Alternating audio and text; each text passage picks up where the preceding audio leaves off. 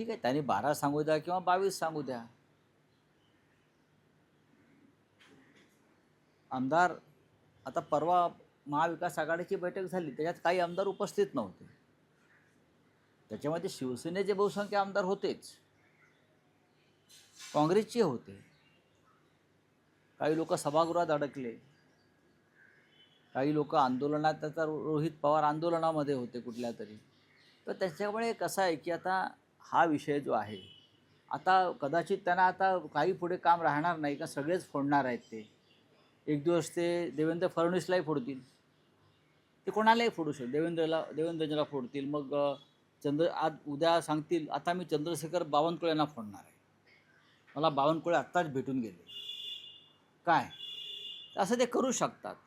एकदा माणसाला नशा चढली, भांग गांजा फोडाफोडीची काय, मग ते काही बोलू शकतात. देवेंद्रजींना फोडलं आणि मग शेवटी ते सांगतील आता मी अमित शहानाही फोडलं आहे. अमित शहाना देवेंद्र फडणवीस यांच्या विरोधामध्ये फोडण्याचा त्यांचा प्रयत्न चालू आहे, हे सगळ्यांना माहिती आहे. त्याच्यामुळे सगळ्यात जास्त ऑपरेशन टायगरपासून देवेंद्र फडणवीस याने सावध राहायला पाहिजे. आमचं ऑपरेशन टायगर वगैरे काय नाही, आम्ही टायगर आहोतच. आम्ही टायगर आहोत, मग ते कोण होते स्वतः ते पाहावं लागेल. का प्रत्येकजण आता मीच कसं याच्यामध्ये भूमिका बजावली याचं श्रेय घेण्याचा प्रयत्न करत असतो. त्यांचे जे चमचे असतात ते अशा बातम्या देत असतात. 6 गद्दार फुटले हीच बातमी आहे. कोणी कोणाला फोडलं यापेक्षा 6 गद्दारांनी माती खाल्लं, शेण खाल्लं, लाखो मतदारांशी बेईमानी केली.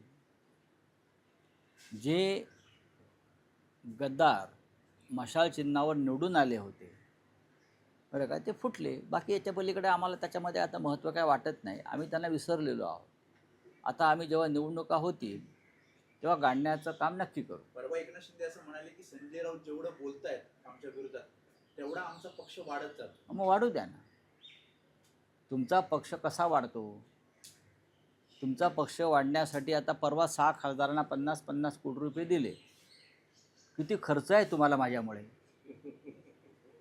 हा, मी बोलल्यामुळे तुमचा किती खर्च वाढतो आहे?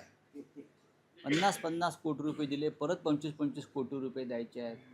त्याच्या आधी 1000-2000 कोटी दिले माझ्यामुळे, बरं का. माझ्यामुळे तुमचा खिस्सा फाटतो आहे, ही चांगली गोष्ट आहे ना. गेले 4-4.5 वर्ष तुम्ही आणि आम्ही हेच सकाळचं ऐकतो. त्याच्यामुळं कुठंतरी वाद लावण्याचा प्रयत्न करायचा. पण एवढे आमचे नेते अनमॅच्युअर्ड आहेत का की त्यांनी सांगावं आणि ह्यांनी ऐकावं?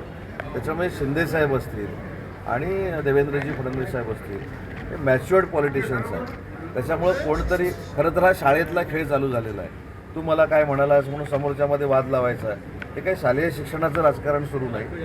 हे जे राजकारण आहे हे परिपक्व राजकारण्यांचं राजकारण आहे आणि या राजकारणामध्ये काही लोकांनी परिपक्व व्हावं ही माझी त्यांना सूचनावजा विनंती आहे.